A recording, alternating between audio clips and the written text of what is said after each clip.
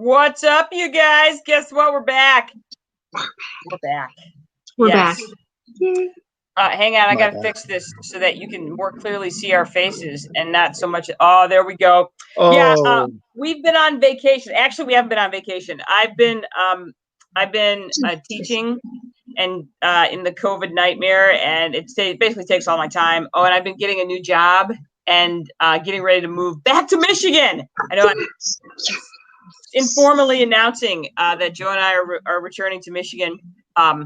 Yeah, so there you go. It's happening.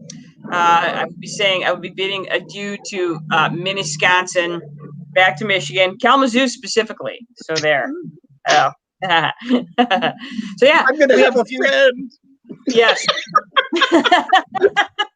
I know, John. We already know a person in Kalamazoo, and it's Skip. Yeah. So there. You'll notice that the brothers sisters have crack entertainment expert Chip Moehle with us today. Chip, because we're talking about guilty pleasure movies today. I'm sorry I'm distracted, you guys. It's just really hot. It's making me tired. Okay, I'm done. Come on, Jenny. You're on. If you guys believe in Jenny, applaud. Woo! Oh, look, Lori's with us. Lori says, full credit to Lori Worrell, who helped us find the house that we're going to move into. She sent us the link. Good job, Lori. Yeah, so we're talking about guilty pleasure movies today. And I'm not sure how we got onto the topic of this. I think Joe and I were talking about it.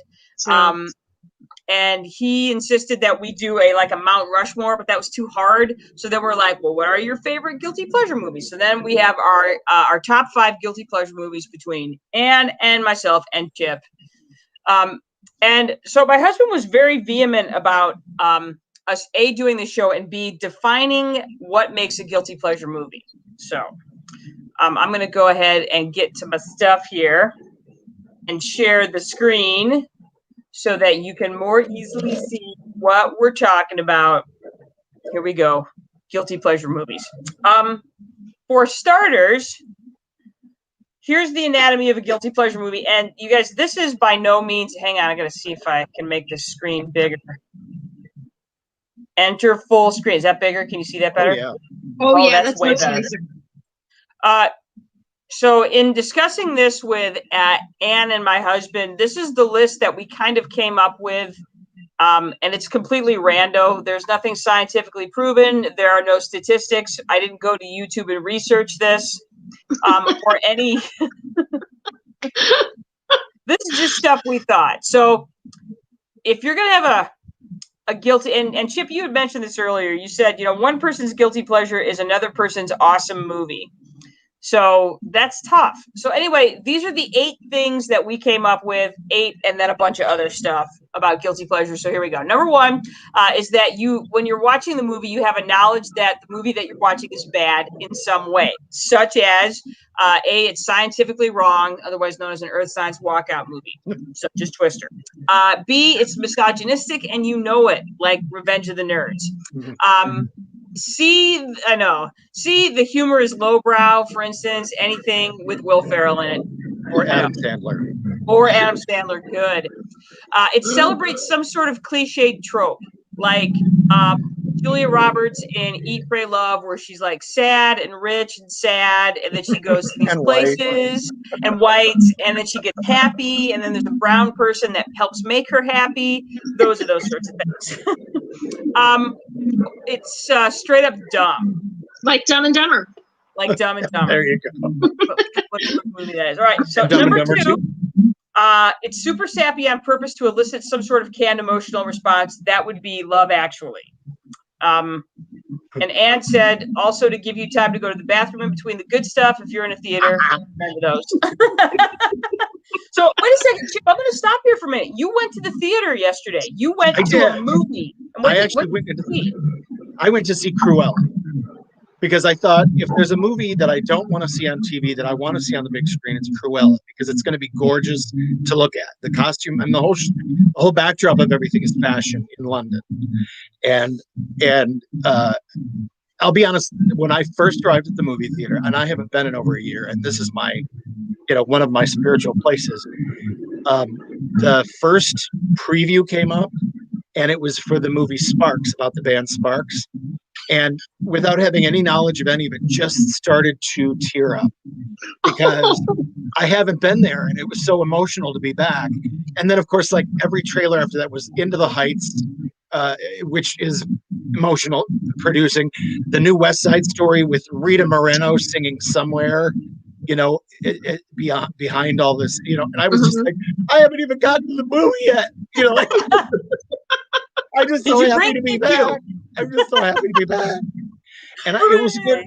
The movie was a little bit long, but I enjoyed it. And both of the Emmas who are in it are just terrific. And the costumes are incredible. And, you know, I look at actresses like Emma Stone and on TV, Elizabeth Moss, who just have these incredible faces, these incredibly expressionistic faces, who they can just give you a look. They would have been great silent movie star actresses. And you just watch and you're like, you can do that. And then they can also bring the character to life. And they've just got this whole package that just brings you in. And so it was great to be back. And it was great to see, you know, like, I mean, you know, they released Wonder Woman back in December, and I watched that on TV. And honestly, I'm glad I did, because I didn't think it was a very good movie. And I'm glad that I didn't see it on the big screen or pay big money for it. But this I actually enjoy. You know, I'll say the costuming and the makeup is the star. Some of her wigs are not so great, but overall, it was really gorgeous to look at. And there was some funny stuff. Love it. That's great. Excellent. Good. So you would not consider that to be a guilty pleasure? Would you? I wouldn't. I wouldn't. Okay. But I would put it in maybe like the comfort movie zone. Okay. Very good. So you didn't feel number 3, which is some sort of shame or embarrassment that you love this movie. No, not this one. Just a little side dish of shame where you're like, oh, and I was thinking that last night as I was rewatching Cliffhanger, and Joe didn't make it. He's like, I can't even watch this, and he just left. And this is my husband, who will sit through. He never gives up on a movie. And after a while, he was just like, I'm going to stop now, and it just disappeared. Oh man, that's my number 2. Yes. Lori Worrell agrees with you, Chip, that if you like Emma Stone, we watched Cruella and it was great, so she's with you on that one. And I myself am a big fan of Emma Stone. I really enjoy her very much. So thank you, Lori. Number 4 on the guilty pleasure movie is everybody in the movie is unrealistically hot. Starship Troopers is a great example of that. The movie is super patriotic, so everything by Michael Bay and Rocky IV. God, yes. This is an addition that I loved from my husband. He said, your 8th grade self is getting super offended that the movie is on the guilty pleasure list. Well, I don't know if my 8th grade self, but my 15-year-old self would have been really upset that my Lost Boys is on my guilty pleasure list, because they were hot. Well, and talk about unrealistically hot. Good Lord. I'm like, and they didn't even need to sparkle. That's how hot they were. Right. That's right. This is like, and you could put probably any of the Twilight movies on this list of guilty pleasures. Though I myself did not enjoy anything about the one that I watched. I'm like, yeah, this sucks. I'm never watching this again. So I know. It's like at one point the female lead falls on the ground. I'm like, well, is there a 30-second rule? Because their food just fell on the ground. Whew, that's a good one. Number 7. Like, how many of us have sexual relationships with cows before we eat them? Come on. Gross. Ew. Yeah, brothers, you've done some thinking about this. You have. Really, I know. Too much thinking. She's written a thesis that'll be available at the end of this program. Good. If you'd like a copy of that, please email us with a $5 money order, and there you go. For the copying fee. Lori says. All right, I'm sorry, I interrupted you. We know how much you hate these financial drives asking for money, but it's the only way we can continue to bring this programming to you. That's right. This is quality programming. That's quality right. Program. Our time is your money. That's right.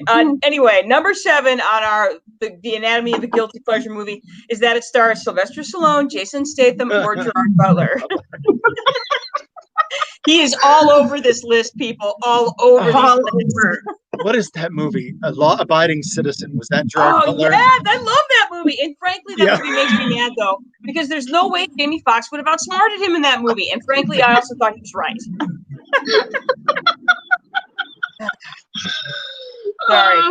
And then finally, if the movie was directed by Michael Bay, it is probably a guilty pleasure movie. Yes. Oh my God!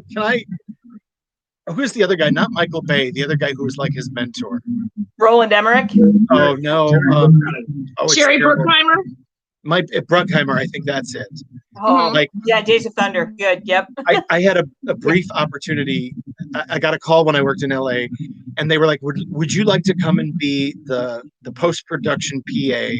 It's a Jerry Bruckheimer film, and it was I think it was Coyote Ugly, and they were like, "It's just like 5 days work," and I said, "Oh yeah, sure," and they were like, "Well, what do you think of Mr. Bruckheimer's work?" And without even thinking, I didn't put the filter on. And I said, I think a lot of his work is lacking, and it's very, but I said, but I'm glad he's doing this film with women because I think that will deepen what's in. They were like, okay, we'll call you. Bye. Like it was only 5 days work. I didn't feel that bad about it. But. Absolutely not. All right. So speaking of that, real quick, I'm going to jump off on a side note here. Speaking of Coyote Ugly, Chip, have you watched the series Girls 5 Eva on Peacock? I've only seen the first episode. It's funny. I would like to see more. I have to subscribe, and so I'm waiting for all the episodes available. Yeah, they are. I spent the $4 and watched them, and I was entertained. I thought it was entertaining as hell. So I can't wait. Yeah, it looked funny. That first episode looked funny, and I like that cast a lot. Yeah, the cast is spectacular. Paula Pell, who is like the secret weapon for everything. Like I know she wrote one of your favorite movies, Sisters. Yes, Sisters. Oh my God, yes, she did. She was a writer on 30 Rock, and she played the wife of him on 30 Rock. She's been in a lot of movies. She was actually in that Michael Keaton thing where he was a Birdman or whatever that thing was that everybody drooled over that I thought was a piece of shit. She had a very small part in that, and I was just like, this woman needs more. So guys, I'm so glad to see her, and she delivers one of my favorite lines. She's going on this rant, and she calls somebody Richard Nixon, which just made me laugh for days.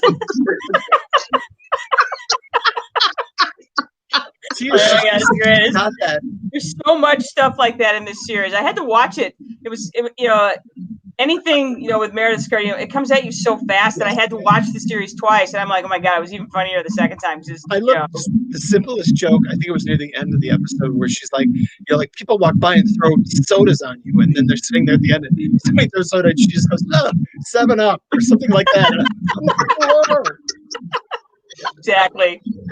Exactly. Lori, I'm glad that you loved Coyote Ugly still. That might be one of your guilty pleasure movies. I'm just going to say it. I still have to see that. I've never seen that, but I like all the women in it. But it goes to everyone in it is unrealistically hot. Yes. So, yes. Even for me. The other thing that Joe and I talked about was guilty pleasure versus cult classic. So there are some movies that we might think they're guilty pleasures, but they're actually cult classics. And Anne, you mentioned this.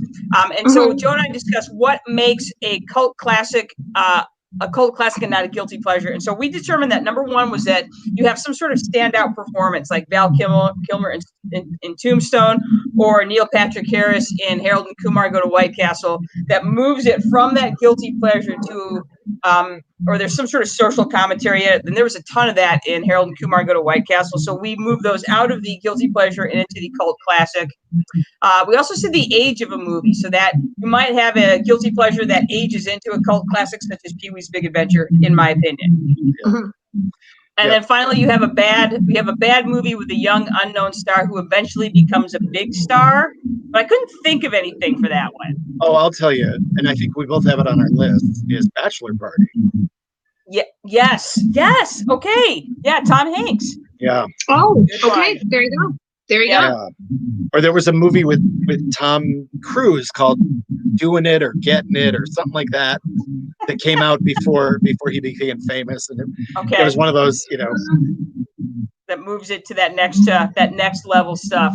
I think. All right. So that said, let's get to Anne's top 5 guilty pleasure movies. Take it away, Anne Brothers. Well, I had to go back and watch all of my guilty pleasure movies to make sure that they were still a pleasure and not just guilty. So I rewatched Lost Boys, which I haven't seen in ages. Holy cow. The soundtrack is kick-ass. Still. It was directed by Joel Schumacher. So sexy. Everybody, when I was 17, good Lord. And then, here's my husband's quote for this movie when he was watching it with me. Because hair like that just doesn't happen. No, so, yes.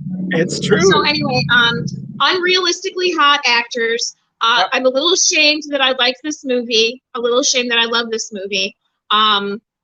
What else? It's stupid. It is not too just slightly. It was the 80s. It can't help but be slightly misogynistic. But yeah, it ticks off almost all of the boxes. It's here you go. Next, of course, I went with Legally, and I'm not sure that Legally Blonde isn't a comfort movie for me because it does have some halfway decent social commentary. And maybe this is more of a comfort movie because Jennifer Coolidge, who plays the manicurist, she is an awesome actress, and I love everything that she does. And sometimes I even I'll see that she's in a movie and I'll actually watch the movie just for her. So agreed. She doesn't get nearly enough work. Agreed. No. She does not. She's so brilliantly funny. So it might be that, again, slightly misogynistic, but it does have a good, the social commentary does have a decent bit, so I guess you could go back and forth. My number 3 is Cliffhanger. There you go. Sylvester Stallone. Again, my husband said, because hair like that just doesn't happen. And I want to know, why hasn't this movie been remade? They remade Point Break. They've remade all these terrible movies. Why hasn't this one been remade? I think they should use John Cena. I think he would be hilarious. Jenny suggested The Rock. I'm like, why hasn't this been redone? Even Vin Diesel. Oh my God. Oh my gosh. You are right. I think, the thing is, I'm sorry, I don't mean to jump, but Point Break, I've never seen, but I know people are voracious about it. Right. So of course that had to be remade. I don't think people are as voracious about this film. But I remember John Lithgow being so deliciously campy.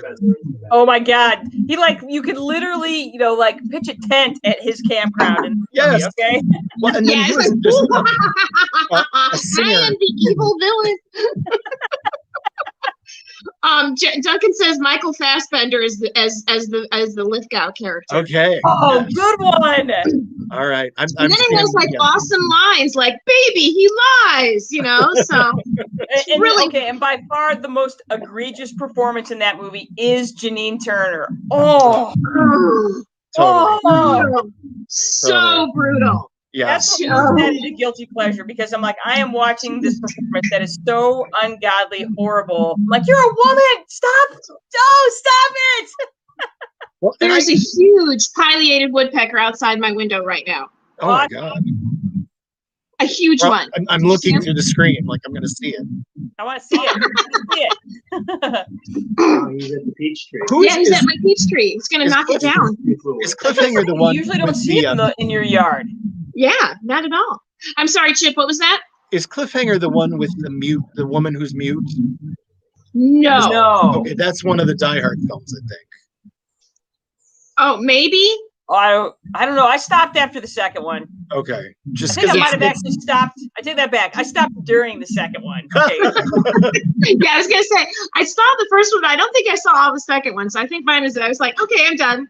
Yeah, that did not. And they're seeing that. Yeah. My number 2, Starship Troopers, 1997. He also directed. Showgirls. Did he also direct Showgirls? Yeah. He did. So he's like, oh, and then Neil Patrick Harris. Again, this was one of those super hot actors, but nobody was super famous. But it wasn't an inexpensive movie. I think we need to add that to our list of guilty pleasures. Oh, yeah. Most of them are super high budget. That's true. And this one was super. There were so many bullets in this. But yeah, it's just, it's what can you hate now? you can still hate giant bugs from outer space.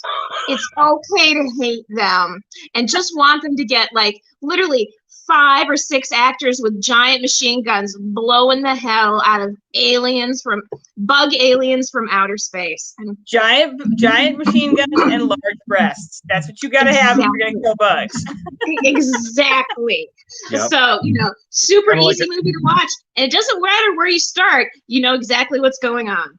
Truth. Truth.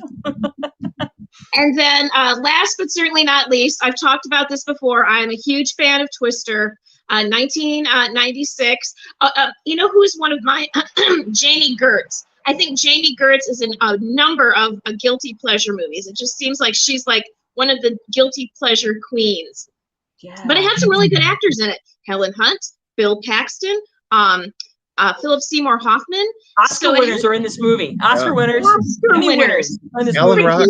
Oscar winners. That's, again, kick-ass soundtrack. Slightly misogynistic, completely inaccurate, but man, another thing you can hate, tornadoes. It's okay to hate tornadoes. Ain't nothing tornadoes. I'll buy that 100%. Well, again, this would be that first criteria. This is absolutely an Earth science walkout. The science of this is terrible, especially the last scene when they're, in the thing where they walk away without a scratch while they're in the middle of a tornado, an F5 tornado, no less. Like, we won't talk about the fact that the air literally would just be sucked out of your lungs, but whatever. Too hot to have the air sucked out. Aren't they literally like, we must be in the eye of the twister, like something like that? And it was like, yeah, me too. Yeah. Look, there's Dorothy. This belt from Walmart should hold us. Yeah. Yeah, some shame. The fact that I can quote every single freaking line from this movie, I literally can. Actually, I think we should Rocky Horror Picture Show this movie so I can do all the lines. Yeah, I pretty much. Yeah. And then I just have a little trivia from the soundtrack because I worked at Warner Brothers Records when this came out, and there had been a movie prior to this called Love Affair that was a Warren Beatty, and he had asked Katie Lang to sing the theme song. And so she recorded this beautiful song. And when it came time to do the video, he said, well, let me direct it. I want to put pieces of my movie in it. And she said, no, thanks. And he went, okay. And he stripped the song off the soundtrack, but we put it on this movie, on this soundtrack. Nice. Oh my gosh, and it's during the scene in the hotel room where Jamie Gertz's character is reevaluating their engagement? It might be. I know it's on the record. I don't know if it's in the movie. It's one of those where the soundtrack is music from and inspired by. So yes, but I always thought it's a beautiful piece. And I do know that because and she's like twirling the engagement ring on her finger and looking at it, and this beautiful song is playing, and just a tornado is coming and she doesn't know it yet. It's hot and sultry, and they're somewhere in Oklahoma. How is that not sexy? So I know, right? How many times have I been there? Good Lord. Exactly. Haven't we all? Haven't we all? Your honorable mentions, Ann Brothers. My honorable mentions include Deep Blue Sea because sharks are okay to hate. Bring It On because who doesn't like a bunch of cheerleaders talk about some misogynistic stuff and a little bit of homophobia just to, give it a cherry on top. Showgirls because if you wanted to know what feminism was like in the 90s, you need to watch this movie. Olympus Has Fallen and London Has Fallen, but I did not include Angel Has Fallen because that was just a bad movie. The Rock, so there's my Michael Bay. Piranha 3D with Elizabeth Shue is hilarious. That is a funny movie. It's such a funny movie. And then The Day After Tomorrow, of course, because you need another Earth Science walkout. Good. And I have to say, I'm with you on Bring It On. I love that movie. But yeah, all these years later, I'm like, oh, plus we have a couple of friends from college in that movie. Exactly. I was going to say Ryan Drummond is in it singing Give My Regards to Broadway. And if you get the deleted scenes, McCafferty is in there. And he is Mike McCafferty plays the creepy science chemistry teacher. But yeah, I love that movie. I just that opening number, all of it. You know, you got Elijah Dushku in there. I like her, and I mean, you know. But you're right. There's parts where you're just like cringe. Now when I watch it, I'm like, cringe. There was one scene I'm like, they need to cut this entire scene out. This scene is terrible. I'm like, oh my gosh. Yeah. This was only 20 years ago. God, what was wrong with us? I know. Lots. Lots. All right. Here's my top 5. I tried not to repeat my sisters because, you know, it was, and I got to tell you, what I learned about myself in this process is that I am absolutely a junkie of guilty pleasure movies. I don't know what that says about me. I don't care. Number 5 is Rocky 4.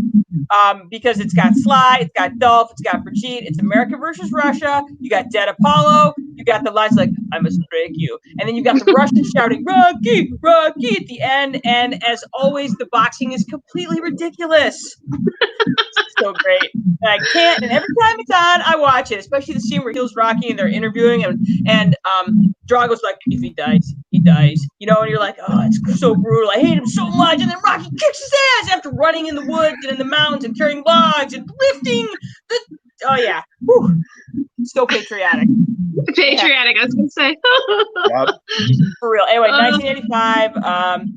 And yeah, we'll talk more about the Rocky movies in a minute.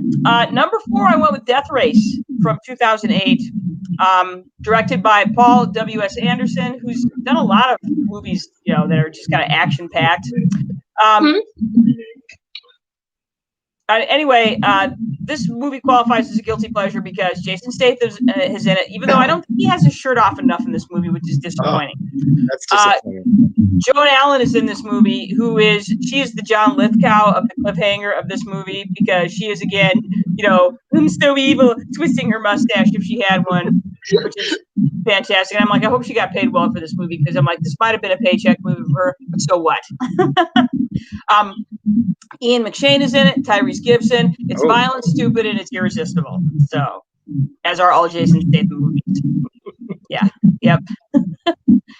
Number 3 for me was The Day After Tomorrow, and the only reason that this one is here and not Twister is because I just couldn't put Twister on here. I couldn't betray Twister like that by calling it anything other than an amazing, awesome movie that I love so much that I literally have seen it probably, I'm in the 3-digit realm by now. Pretty sure. Anyway, Day After Tomorrow, which is a great Earth Science walkout, 2004, and Roland Emmerich, who is a professional at destroying large cities. It's got Dennis Quaid, a young Jake Gyllenhaal. New York takes it in the teeth again, as does Los Angeles. And honestly, the Los Angeles tornado scene is amazing. It really is. Like, this is outstanding. It is. You know, and the people that are like, you know, having premarital sex, you know, they get it. They get punished. So we got a little bit of that too. Correct. A little bit of morality play. Yes, the best part for me is they have the Gulf Stream in the movie going the wrong direction. So again, science, you know, production assistant, you had one job to find out which way the Gulf Stream goes, and they didn't do it right. So, whoops. They gotta hire you for these movies, Jenny. Totally. I'm like, dude, that's the wrong one. That's going the wrong way. That's fine, whatever. Okay. This is probably the guiltiest of my guilty pleasure movies because it's almost unwatchable at times. Mamma Mia with Meryl Streep, Pierce Brosnan. The cast is outstanding again. Meryl Streep, Oscar winner Pierce Brosnan, Bond, Colin Firth, who's I think he does a lot of guilty pleasure movies. Stellan Skarsgård, Julie Walters, Christine Baranski. It's terrible. Pierce Brosnan cannot sing a lot. And I'm powerless against this movie because it's ABBA. I'm powerless against it. And it is. And I feel bad every time I watch it. And I usually watch it cover to cover. Doesn't matter what I'm doing. So, damn you, Benny, Bjorn, dang it. And your amazing songwriting. So that's my number 2. And number 1 is Roadhouse. Period. It's, in my opinion, it is the greatest guilty pleasure movie of all time, period. End of discussion. It's Patrick Swayze, it's Sam Elliott, it's Ben Garza. Patrick Swayze is Dalton, a bouncer / cooler who's also a philosopher who can rip your throat out. And it's terrible. And I own 2 copies of it. And Swayze's hair is flawless and they don't hurt. And no one ever wins a fight. And then, of course, you've got Dalton's 3 rules to live by. And there are many occasions that I have used these rules as a teacher. Number 1, never underestimate your opponent and expect the Number 2, take it outside. And number 3, be nice. You post those in your classroom? They're not different. Absolutely. I gotta say too, I love Swayze's high-waisted jeans in that picture. Like, what the? Yes, like he's wearing mom's jeans in his picture. My favorite thing is when he gets into his hot car and it's like a Mercedes sedan, and I was like, my dentist has that car. And then when he puts his cassette tape in, yeah, I get it. I love it when he's smoking and the waitress brings him a greasy egg sandwich. He's like, oh no, I'd never put that in my body. I'm like, you're smoking. Jeannie is with us. Hi, Jeannie. Hi, Jeannie. I love you. Hope you're feeling good. Just wants to know why they haven't remade this movie, but I'm like, I think it would be a capital sin to remake this movie. Well, okay, this is the funny thing is that when Ronda Rousey, she's an MMA fighter, when she was at the height of her powers, they were actually talking about remaking this movie with her as Dalton. But then she got her ass kicked like 3 times in a row, and they were like, well, never mind. I know. And that's good, though, because I would not have ever seen it, because like I said, to me, this movie is untouchable. Yeah, I would say, Jeannie, you're correct. Pierce Brosnan's voice is super cringy. Only thing you don't like about Mamma Mia. That's good that you only don't like that one thing. So good job. So yeah. Anyway, like I said, I do believe this is the greatest guilty pleasure of all time, and there you go. And again, Dalton's 3 rules to be used in bouncing or teaching middle school. Okay, good. As you can see, I have a lengthy list of honorable mention movies, in no particular order. They include things like Bachelor Party with Tom Hanks, Twister.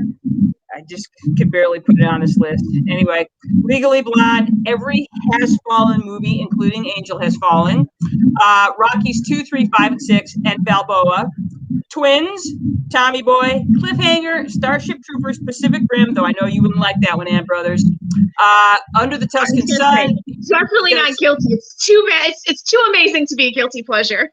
Yeah, I know that. I knew you would feel that way. I went Under the Tuscan Sun because sad, rich, white lady in Italy, Eat, Pray, Love, sad, rich. Okay, and here's the thing, though, about Eat, Pray, Love. The part that I don't feel guilty about is when she's in Italy. I absolutely love. That's actually the best reason to watch the movie, because all she does is eat, and I totally dig that. I'm like, look at she's eating now. Oh, it's awesome. Honestly, that's why I love that movie. Like, the rest of it's crap, but that scene's like, oh, look at that. Look what she's eating now. That looks amazing. Oh, I want that. Reign of Fire with Christian Bale, the Dragon movie, the King Arthur movie with Clive Owen and Keira Knightley. But honestly, it could also be the Charlie Hunnam one too. But that one's not nearly as enjoyable as the one with Clive Owen, in my opinion. So there you go. Right on. Bon appetit. Yes, I didn't even get to the Will Ferrell movies because all of Will Ferrell's movies are guilty pleasures as well. But I ran out of room. So yeah. Okay, Chip, you're up. So here's my top 5 guilty pleasure movies. Now, I originally went into this thinking, I don't know that I have that many guilty pleasure movies, because if I don't like a movie, I won't watch it again. Or if I can't get through the first 20 minutes, I'll try maybe a couple times. But then I was looking this morning at the definition, and my definition had been more like movies that are comfort movies. So I moved those over to my honorable mentions, and these are movies that I would say that I've seen. I have not seen since maybe seeing them the first time, but that I would put them in guilty pleasure movies I enjoyed the first time around. And number 5 is any Jurassic Park. I mean, the first one was absolutely brilliant because you got that new CGI, and you just think, oh my God, this is so amazing, and I'm looking at a dinosaur. And then when it's over, you're kind of like, yeah, I've seen this movie about 100 times, like people running away from the thing that got out. And then you get to the second one, and you're like, well, I'll watch that one too, because you have Julianne Moore's in it, so that's a little bit of prestige. And Spielberg came back to direct. And you're like, yeah, this is pretty much the same movie. And then the third one, I was like, no. And somebody gave me a CD or a DVD of it, and I said, okay, I'll watch it. And it was like, really? Tay Leone? Don't get me wrong, I love these people. William Mason, Tay Leone, talented people, just not right for this kind of film. And I was like, good Lord, this is terrible. But it's the same exact freaking movie as the first 2. And then they reboot the franchise. And again, I was like, basically, everything about this movie is oh no, the big thing got out of its cage. Oh, the hubris of man. You know, like, and then people die, and the kids live, and everybody, you know, is like, oh, thank heaven, and then you see a pterodactyl fly off into the sunset or something. But you know, there's parts of it that are fun to watch. And honestly, I loved when the pterodactyls came down in one of the most recent ones, and just started scooping people up in the amusement park. Again, quite attractive people. And I'm not a big fan of Bryce Dallas Howard, so seeing her being tormented in Hartford, I enjoyed. I liked it in the second movie because in the book Jurassic Park, it opens with a scene of a little girl on a beach being attacked by tiny little dinosaurs, and they saved that in the second movie and used that in the second movie. And it's terrible, but I love watching this tiny little girl, you know, being attacked by all these tiny little dinosaurs. I'm a terrible human being. Let's just say that. 4 is, dude, where's my car? I mean, this movie, just the title tells you that it's a stupid movie. But I watched it and I rented it and I actually enjoyed it. And yes, it's cringy. There's some racist stuff going on in there, and there's some sexist stuff going on in there, but it's got kind of an earnestness about it. And I like that basic instinct. Oh my God. You know, I think I was in college when that thing came out, and there was so much hype around that film. And there we are, attractive people, you know, killing each other and misleading each other. And Sharon Stone coming out of absolutely nowhere to give us the performance of this woman who's a psychopath, you know, who has control over people and looks fantastic, you know. How can you not kind of be attracted to this film, except when you have to look at Michael Douglas' ass for a few minutes? You're like, and he's all like, look, I worked out for that. I'm like, yeah, a little harder next time. But yeah, you know, I enjoyed it. There was a sequel made. I don't know if many people know that. And I tried to watch the sequel. Literally, the opening sequel. Like, this is unwatchable. Absolutely. Burlesque. What did you say about Burlesque? I saw Tim made a comment. He did. Here it is right here, you guys. Tim said Burlesque, that's one of his, and The Martian is his Earth-Size Walkout. Yeah. Good pick. Burlesque was one, too, where I wanted to see it in the theaters, but I missed it. Somebody gave me a DVD. And I loved it. I mean, it opens with Christina Aguilera knocking us out with that retro tune. And you know, I mean, the movie's clearly written by, you know, like a room of gay men. And the things that these, I mean, you've got Kristen Bell, you got Cher, you got Christina Aguilera, you've got bald guy, Stanley Tucci. Great cast. It's an attractive cast that spans the ages. And it takes place in LA, and it's a fairy tale, and there's nothing about it that's true. And you know, it's fantastic. It's like going to watch a drag show. You know, awesome. This is one that could totally be turned into a cult movie and show on Friday night. And then number 1 is Bachelor Party. Again, a movie that I haven't seen since I first saw it in the theaters. You know, I mean, it started late, Tawny Katane, and of course our boy Tom Hanks, who at the time had been knocking his socks off and losing buddies, and and Adrian Smith, and here we are, attractive, ridiculously attractive people, and you know it. What can you say? It's the little guy wins over the rich people, you know. But along the way, there's strippers and donkeys and terrible, horrible things that just really aren't that funny. But when you're younger, are kind of like, oh wow, it's stimulating and it's funny because you have. And again, your 8th grade self, you know, we're like, it's amazing. Yes. There you go. Totally. Let's take a look at your honorable mentions. Tom Hanks doing what he does well, which is taking really shitty material and making it so. And making it, and not just shitty material, but taking this character and making him very likable. And though he probably should not have been likable, he was kind of a jackass. Well, now these movies are more of my kind of comfort zone movies. Who's That Girl? Anybody who knows me knows that I am a big Madonna fan, and I could not wait to see this film. And I loved it the very first time I saw it. It's a little bit like watching What's Up, Doc. It's a screwball comedy in that movie, but with actors who aren't quite of the caliber of What's Up, Doc. but I loved it. She's such a free spirit in it. And I've tried to go back and watch it a few times, and I'm kind of like, but again, it's one of those that it's enduring for me. Terminator 2, which is actually a good film. I mean, it's so much better than the first film, but also it just gets a little long after a while with the liquid robot. You're like, this thing is indestructible. Like, how long do we have to sit here until you figure out how to get rid of the indestructible thing? And long time. and the whole like, and you can't use guns, or you can't kill people, or whatever that rule was. Edward Furlong. That kid was annoying in that movie. Yeah, and but then again, you've got the incredibly terrific Linda Hamilton, who's underrated throughout her entire career.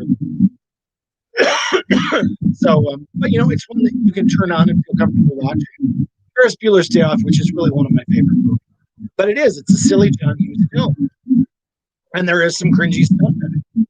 And, plus you've got an actor who has since been, has a reputation for doing some cringy things in his personal life.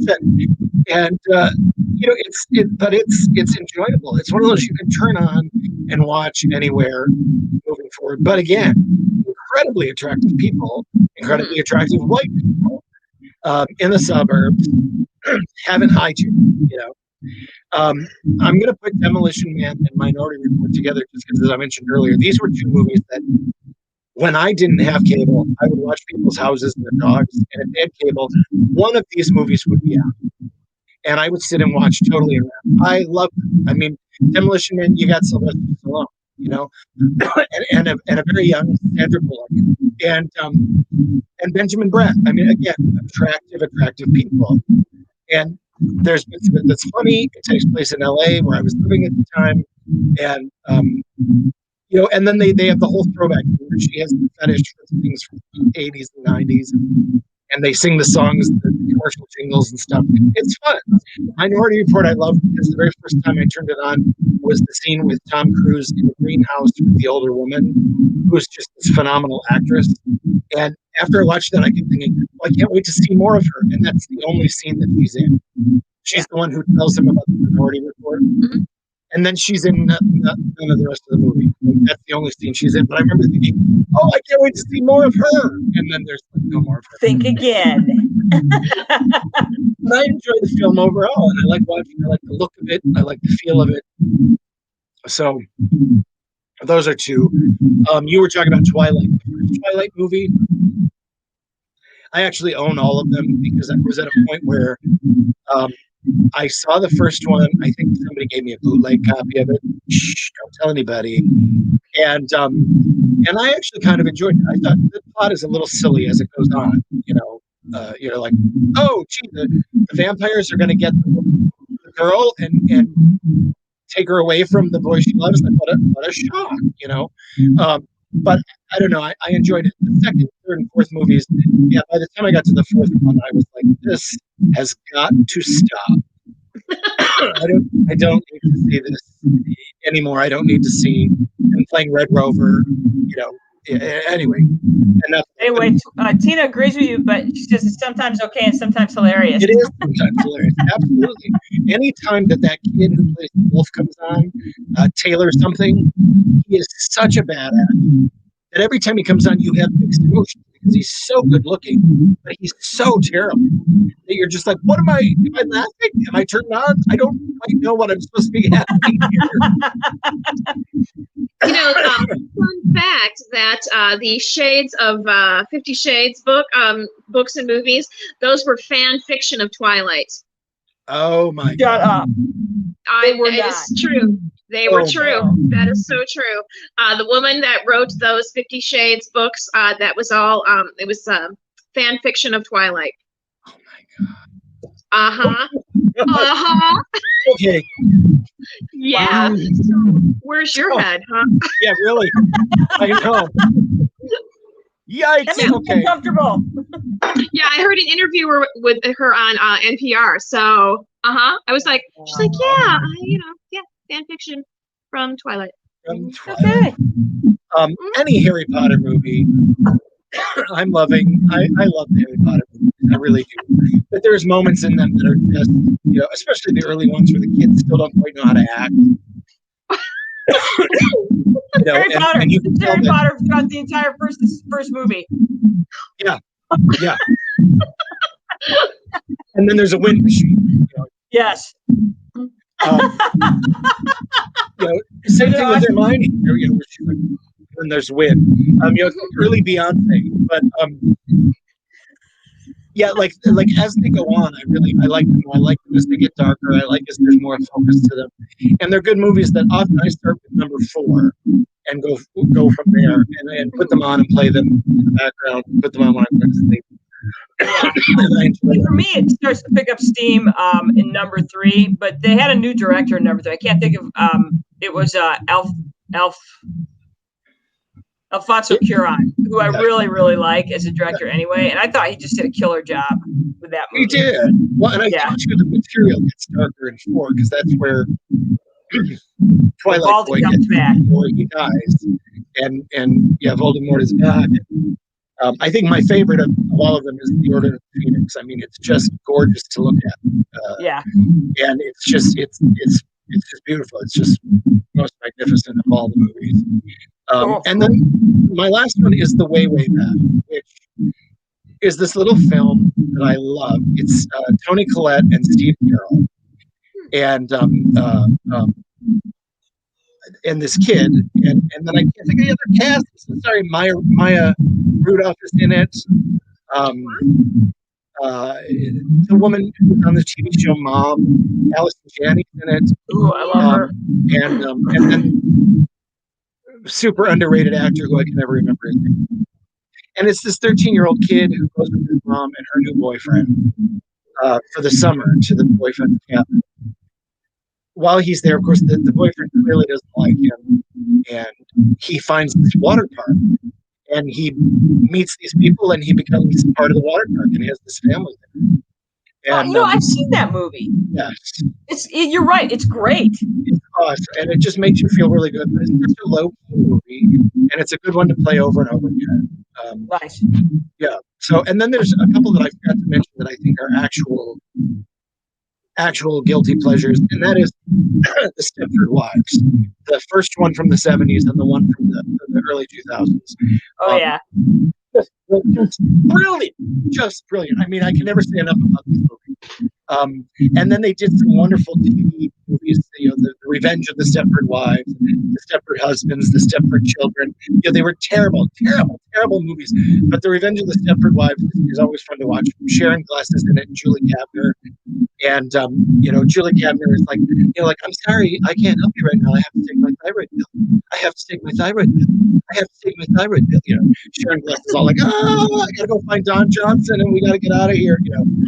And so they're great movies. And then the remake, of course, was written by a gay man. And so you've got Matt Bidler and Matthew Broderick and all these people. And it's quite funny. Glenn Close, Christopher Walken. And then the other one is the Poseidon, the original. If you don't love the original, I mean, I love that movie. You've got, talk about Earthside's Walkout. That is one. And then you've got when Shelley Winters is like, I was a swimmer, I can make it, and then she dies of a heart attack, and he's all like, my Linda, it's just, and they made a remake of right it here with, I think it was Kurt Russell. They did 2 remakes actually. They did one for TV and one for film, and the one for TV kind of was like a who's that of stars like C. Thomas Howell and people you hadn't seen in 1,000 years. The screen one had Kurt Russell in it. I liked it. So those are good ones. And then the movie Toys with Robin Williams is actually a movie that I absolutely adore. But it's one of those where I think you really have to like a stylized look of the film, and you have to like that this is Robin Williams being funny for a serious issue. So it's one that I don't think people quite latched on to, but I love it. I absolutely love it, and it is a great film. Those are my picks, people.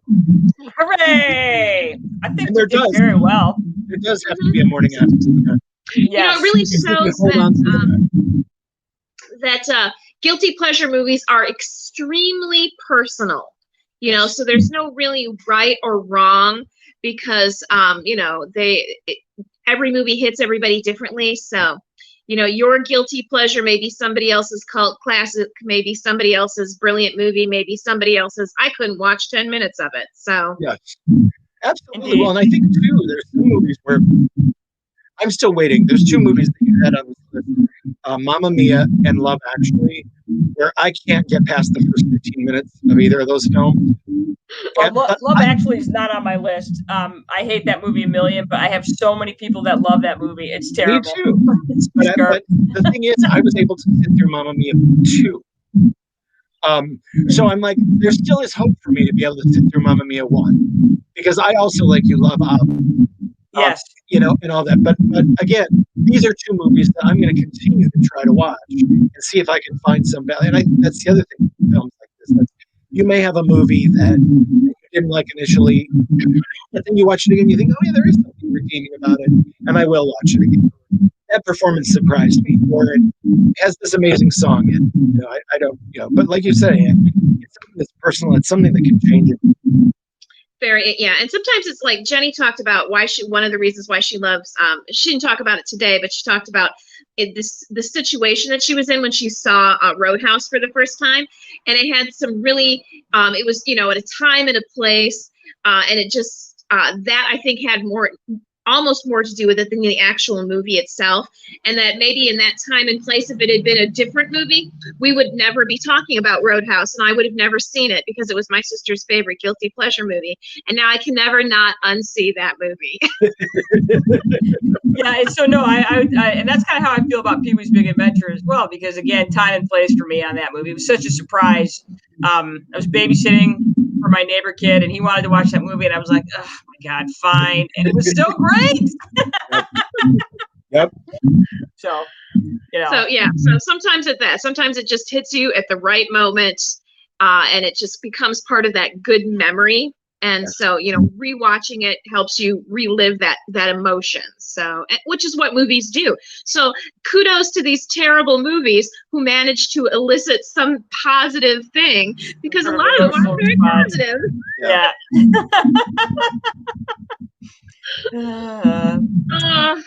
God bless. Well, you guys, we have talked our ears off of our audience on this one.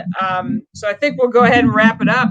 I don't know when we will be back on again. Probably sometime in the near future. We have kind of talking about the 17-year cicadas, the Brood, and but you know, sometimes it's just fun to talk about movies and junk and stuff too. So, yeah. But as always. Thank you for having me on. I love being on. Thanks for being on, Chip, our crack entertainment expert. How was Halsey? I watched about the first 3 episodes, and then I just kind of lost interest. Was it Halstead? Halstead. Halstead, yeah. How was that? I was like, I enjoyed it. It's very much, you know, I didn't realize it was a Ryan Murphy thing. And then as I started watching it, you know, the beginning is very kind of lascivious and stuff. And I thought, this seems like a Ryan Murphy kind of thing. And then I looked it up and I was like, oh yeah, he produced it, but he didn't seem to have as much of a hand in it. Okay. And as it goes on, it gets better. It doesn't kind of have that regular sort of Ryan Murphy sheen on it.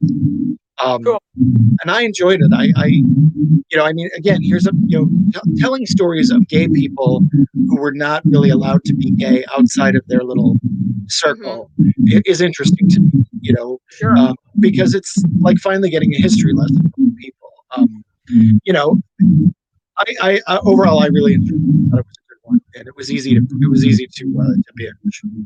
Awesome. I was going to say, I have one more episode, and I have enjoyed it quite a bit. So I think it's I started watching the first 3 episodes, and then I just got busy. I have to get back to it. So because I thought Ewan McGregor's very good. You know, not a surprise, but he's very good in it. Cool. All right. Well, Jeannie, thanks for watching, woman. Right on. Hope you're healing up well. All right. So, guys, until next time, hopefully the next time I'm on, I'll, you know, be like moving my stuff to Michigan. So, yay. Hooray! All right. Thanks, guys. Thanks, have a great one, you guys. Have a good week. Bye. Bye.